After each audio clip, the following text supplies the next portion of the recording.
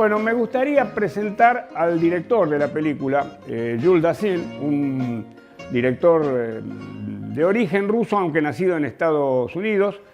que llegó a ser uno de los mejores en el género llamado policial o negro, con 3 grandes películas,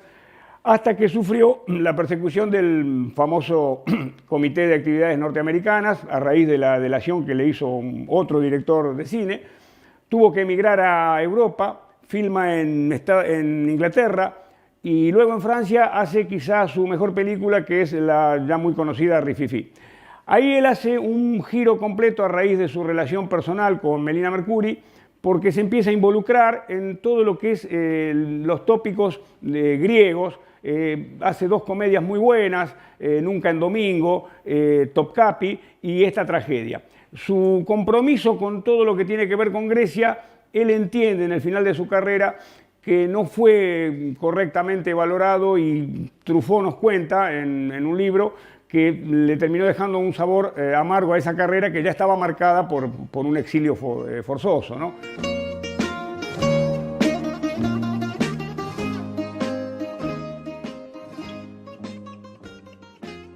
Bueno, la otra gran artífice, y acá comienza un poco la impronta feminista de esta película, es Melina Mercouri, que sin duda lo indujo a su esposo, a Jules Dassin,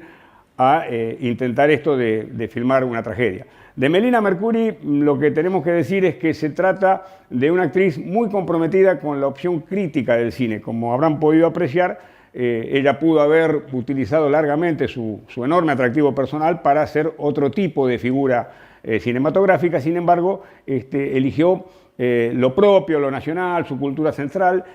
Inclusive, ella fue también, como su marido, víctima de la persecución política del régimen de los coroneles en Grecia, y vuelve en 1983, pero ya como ministro de Cultura del régimen socialista de Andreas Papandreou. Durante su gestión enfrentó decididamente al gobierno inglés para solicitarle la devolución de los frisos del Partenón. Es decir, que es una mujer que se comprometió seriamente con el arte y con la política.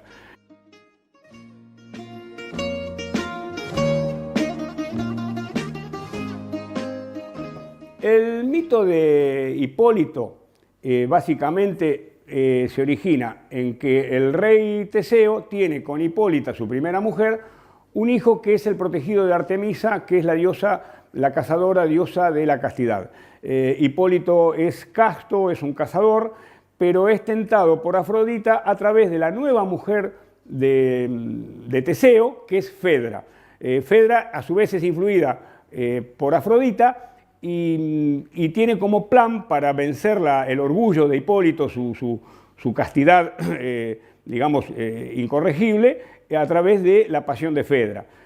Acá lo interesante del mito es que se va moviendo, porque comenzó una primera versión en un torneo 400 años antes de Cristo, más o menos, en lo que sería la Atenas de Pericles, con una versión donde Fedra expone directamente y abiertamente su pasión a Hipólito, y esto tiene que ser ya en aquel entonces censurado, y se cambia por otra versión donde es la nodriza la que le avisa a Hipólito que existe ese sentimiento, y después va teniendo variaciones. Incluso tanto Racine, Séneca como Miguel de Unamuno hacen su propia versión de esta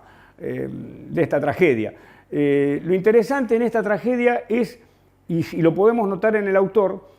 que permanentemente se va moviendo a través de la utilización de estos símbolos que Freud los leyó como tales, como vehículos para determinadas explicaciones de sentimientos profundos o no conscientes, que son los dioses, pero Eurípides ya era un hombre perteneciente a una clase ilustrada en la que probablemente no creyera en esto, pero sí los recurría a estos elementos, a estos significantes, para poder explicar lo que pasaba. Y a lo largo de la lectura, él va cambiando desde la acusación a Fedra por tener ese sentimiento indebido que contradice el convenio, lo que sería el mandato, con otros momentos en que la nodriza le dice que no queda otra que seguir adelante y darle lugar a esa pasión, dejar que se consuma y se concrete.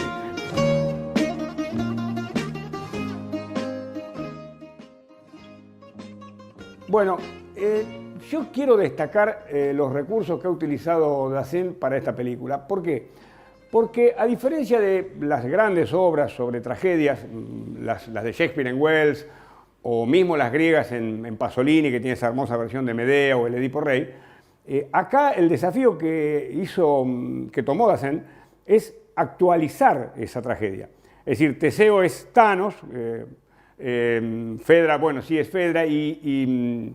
Hipólito es el personaje de Anthony Perkins. Y todo ocurre en 1960, y las adecuaciones son, por ejemplo, que el rey sea un gran armador griego de la década del 60, que remite a Niarchos o a Onassis, esos reyes sin corona de la economía industrial. Los caballos que en el mito de Hipólito, por la maldición de Teseo, lo aplastan a Hipólito, acá están en ese hermoso Aston Martin que Thanos le regala a su hijo y que termina consumando la tragedia. Los augurios funestos se cumplen con el barco, la película empieza con la botadura del barco, pero luego el barco tiene un naufragio, lo cual es de alguna manera el cumplimiento de un mal augurio, y todos los elementos, inclusive reemplaza Dasein esa fuerza de los dioses empuja, la castidad de él a través de Artemisa, la pasión erótica de ella a través de Afrodita, para mí lo hace con los elementos, porque la noche que ellos quedan solos en el departamento en París, tenemos la lluvia afuera, el fuego en el hogar, la soledad de ellos, incluso algún corte de luz. Pareciera que la idea es reemplazar esas fuerzas con fuerzas del elemento. Me parece brillante el desafío que él se propuso, y me parece más brillante todavía cómo lo resolvió. La elección del elenco en esto no es menor, porque Ralph Balone, el que encarna a Thanos, alguno lo recordará porque es el cardenal Lamberto del Padrino 3, un gran actor italoamericano, que es un verdadero rey en cuanto a su rasgo expansivo, dominante, satisfecho. Fedra tiene, en el caso de Melina, la belleza y también algún toque de una mirada ancestral, una cierta sonrisa trágica. Y Anthony Perkins es un Hipólito ideal, alguno lo recordará en Psicosis, como el Norman Bates, y es un gesto perturbado y perturbador.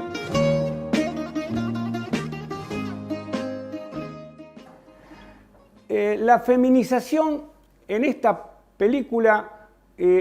actúa por yo diría que por triple acción. En primer lugar, porque el mito, si ustedes lo ven en su desarrollo histórico, se va feminizando, en tanto que si ustedes hoy lo buscan, la versión original aparece como Hipólito. Se convierte en Fedra con el paso del tiempo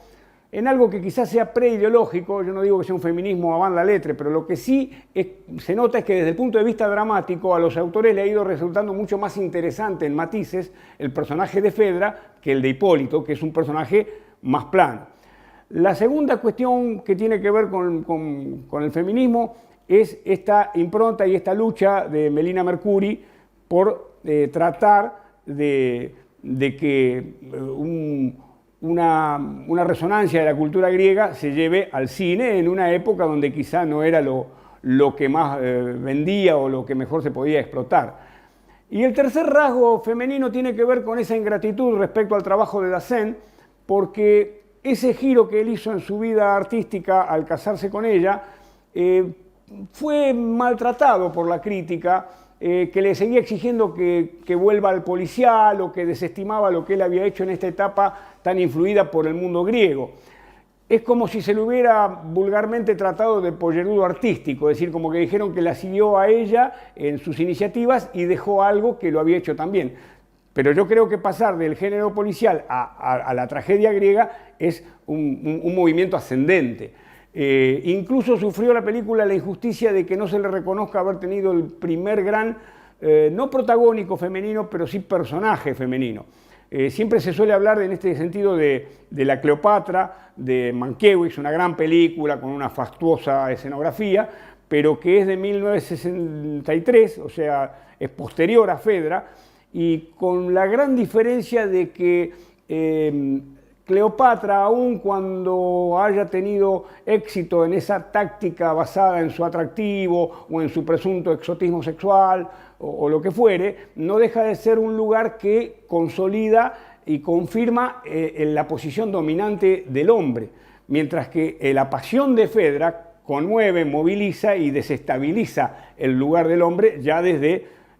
un origen tan antiguo. En ese sentido, no tengo ninguna duda de que la dupla Dacil-Mercury fue para adelante y para arriba, aunque quizá no tuvo el eco que mereció. Por eso me alegra tanto que haya sido elegida para este seminario.